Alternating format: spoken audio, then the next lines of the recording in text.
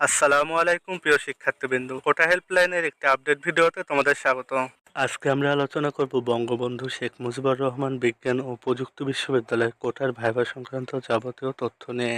ভিডিওটি শুরু করার আগে একটি কথা না বললেই নয়, তুমি যদি আমার চ্যানেলে নতুন দর্শক হয়ে থাকো তাহলে অবশ্যই চ্যানেলটি সাবস্ক্রাইব করে রাখবে।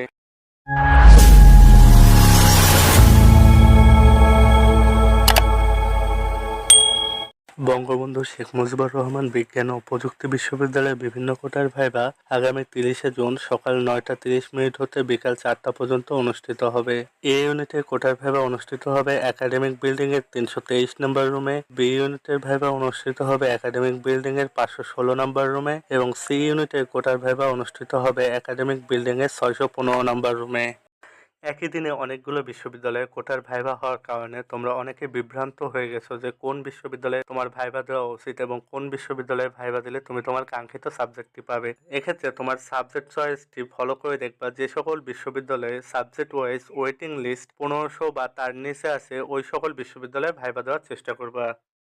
বঙ্গবন্ধু শেখ মুজিবুর রহমান বিজ্ঞান ও প্রযুক্তি বিশ্ববিদ্যালয়ের মুক্তিযোদ্ধা কোটায় এ ইউনিটে 43টি আসনের বিপরীতে 5068 মেরিট থেকে 29,358 মেরিট পর্যন্ত 200 জন, বি ইউনিটে 18টি আসনের বিপরীতে 233 মেরিট হতে 16,838 মেরিট পর্যন্ত 100 জন এবং সি ইউনিটে 14টি আসনের বিপরীতে 1,643 মেরিট হতে 21,104 মেরিট পর্যন্ত 108 জনকে ভাইভায় ডাকা হয়েছে।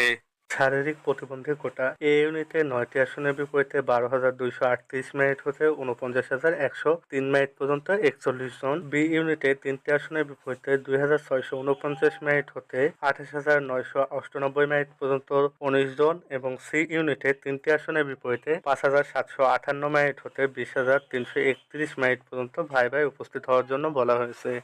ক্ষুদ্র নিগোষ্ঠী কোটা এ ইউনিটে 9টি আসনের বিপরীতে 9,003 মেরিট হতে 50,526 মেরিট পর্যন্ত 28 জন, বি ইউনিটে 3টি আসনের বিপরীতে 7,709 মেরিট হতে 30,376 পর্যন্ত 25 জন এবং সি ইউনিটে 3টি আসনের বিপরীতে 6,097 মেরিট হতে 19,651 মেরিট পর্যন্ত 17 জনকে ভাইভায় উপস্থিত হওয়ার জন্য বলা হয়েছে।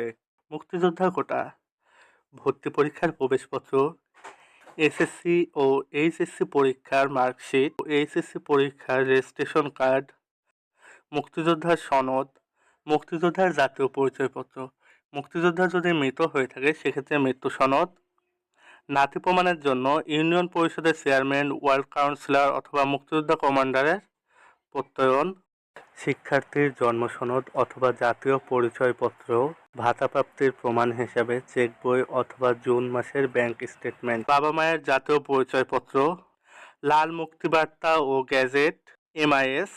উপজাতি কোটার জন্য প্রয়োজনীয় ডকুমেন্ট, ভর্তি পরীক্ষার প্রবেশপত্র, এসএসসি ও এইচএসসি পরীক্ষার মার্কশিট, এইচএসসি পরীক্ষার রেজিস্ট্রেশন কার্ড, উপজাতি প্রধান অথবা জেলা প্রশাসক হতে প্রদত্ত সনদ। শারীরিক প্রতিবন্ধী কোটায় প্রয়োজনীয় ডকুমেন্ট, ভর্তি পরীক্ষার প্রবেশপত্র, এসএসসি ও এইচএসসি পরীক্ষার মার্কশিট, এইচএসসি পরীক্ষার রেজিস্ট্রেশন কার্ড, সমাজসেবা অধিদপ্তর হতে প্রদত্ত সনদ অথবা কোটার আইডি কার্ড। পোষ্য কোটার জন্য প্রয়োজনীয় ডকুমেন্ট, ভর্তি পরীক্ষার প্রবেশপত্র, এসএসসি ও এইচএসসি পরীক্ষার মার্কশিট, এইচএসসি পরীক্ষার রেজিস্ট্রেশন কার্ড। বিশ্ববিদ্যালয়ে চাকরিরত শিক্ষক, কর্মকর্তা ও কর্মচারীদের সন্তান এবং স্বামী অথবা স্ত্রীদের ক্ষেত্রে বিশ্ববিদ্যালয়ের রেজিস্ট্রার কর্তৃক স্বাক্ষরিত সনদ। বিভিন্ন বিশ্ববিদ্যালয়ে কোটার ভাইভার ক্ষেত্রে যে সকল ডকুমেন্টের কথা উল্লেখ করা হয় ওই সকল ডকুমেন্টের অরিজিনাল এবং এক সেট ফটোকপি সঙ্গে নিয়ে যাবে। ভিডিওটি দেখে যদি উপকৃত হয়ে থাকো তাহলে অবশ্যই চ্যানেলটি সাবস্ক্রাইব করে রাখবে এবং ভিডিওটিতে একটি লাইক দিতে ভুলবে না, কেননা তোমাদের একটি লাইকই আমাকে পরবর্তী ভিডিওগুলো বানাতে অনুপ্রেরণা দেয়। আশা করি ভিডিওটি তোমাদের উপকারে এসেছে। দেখা হবে পরবর্তী কোনো পর্বে নতুন কিছু তথ্য নিয়ে।